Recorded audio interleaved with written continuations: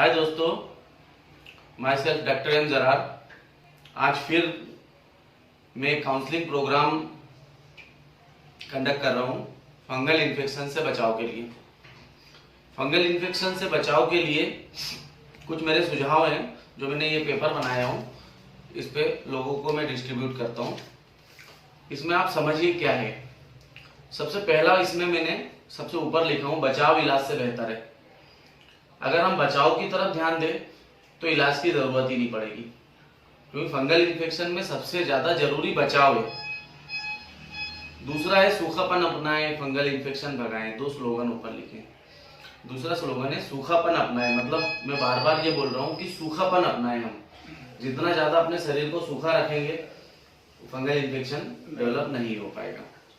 अब इससे बचने के कुछ उपाय हैं। पहले नंबर पे लोगों को मालूम ही नहीं है कि दाद, खाज और फंगस क्या है।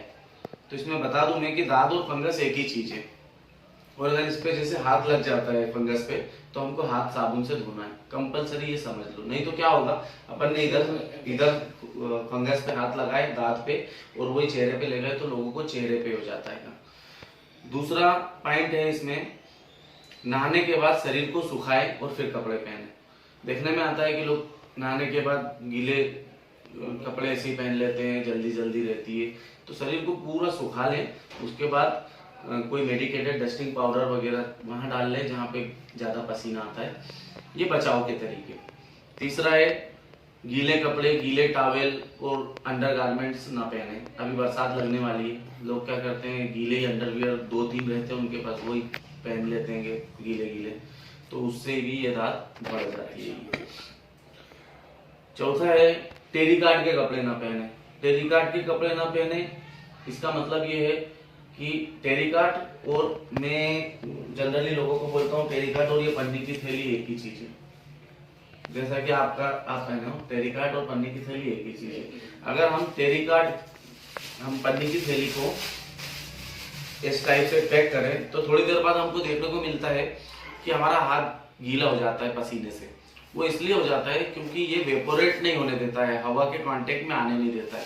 इसी तरह यही एक्शन जब हम टेरिकॉट के कपड़े पहनते हैं तो यही एक्शन होता है कि ये त्वचा पे से जो पसीना है उसको बाहर आने नहीं देता है, एटमॉस्फेयर में नहीं आने देता है, वातावरण में नहीं आने देता और वो वहीं पे गीलापन डेवलप कर देता है। इसलिए मैं बार बार बोलता हूँ कि टेरिकॉट ना पहने। इसके लिए मैंने पहले एक वीडियो भी डाल चुका हूँ जो कि आप यूट्यूब पे देख सकते हो।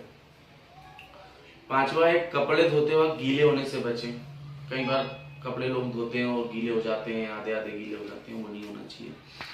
फिर कपड़े अपने रुमाल, मोबाइल वगैरह किसी को दूसरे को इस्तेमाल नहीं करने दें। जैसे कि मैं आपका एक ये मोबाइल है, आपको अगर यहाँ पे फंगल इन्फेक्शन है और ये मोबाइल आप इस्तेमाल कर रहे हो और ये मोबाइल दूसरा कोई इस्तेमाल करेगा तो उसको भी ट्रांसमिट हो जाएगा, मतलब उसको भी फंगल इन्फेक्शन हो जाएगा। तो इसलिए अपने मोबाइल, रुमाल वगैरह किसी को इस्तेमाल नहीं करने दें। सातवां पॉइंट है टॉयलेट एवं पेशाब करने के बाद जांघ के आसपास के हिस्से को टॉयलेट पेपर या टिश्यू पेपर से सुखाएं। टॉयलेट पेपर ये मैं आपको बता रहा हूँ, ये होता है टॉयलेट पेपर। ये टॉयलेट पेपर ये लोगों को पता ही नहीं होता है, कई बार देखने में आता है मेरे को। तो टॉयलेट पेपर या टिश्यू पेपर से अपन उसको सुखा लें, उसके बाद अंडरवियर पहन लें। उसका और अच्छा तरीका ये है कि हम टॉयलेट करने के बाद सूखा हुआ अंडरगारमेंट पहन लें, वो वाला हटा दें। आठवां है फंगस वाले मरीज के कपड़ों को नीम की पत्ती के पानी में उबाल के धोएं। उबाल कर धोने का बोल रहा हूँ, नीम की पत्ती के पानी के साथ, क्योंकि नीम हमने देखा है बहुत बड़ा उसका रोल है एंटी फंगल एक्टिविटी में। नौवां पॉइंट है जांघ के आसपास के हिस्से को सूखा रखने के लिए डस्टिंग पाउडर जो मेडिकेटेड होता है उसको इस्तेमाल करते रहें, हमेशा करते रहें, ठीक होने के बाद भी करते रहें। 10वां इसका जो पॉइंट है कि इसका इलाज 2 से 3 माह तक चलता है और फंगस के चकत्ते खत्म होने के बाद भी फंगस रह सकता है।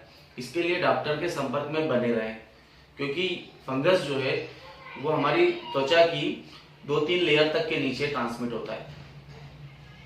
तो वो जब हम लोग इलाज करते हैं तो ऊपर वाली लेयर से तो सफा दिखाई देता है और उनको लगता है हम ठीक हो गए हैं और लोग 8-10 दिन में इलाज बंद कर देते हैं। ये और बेकार होता है।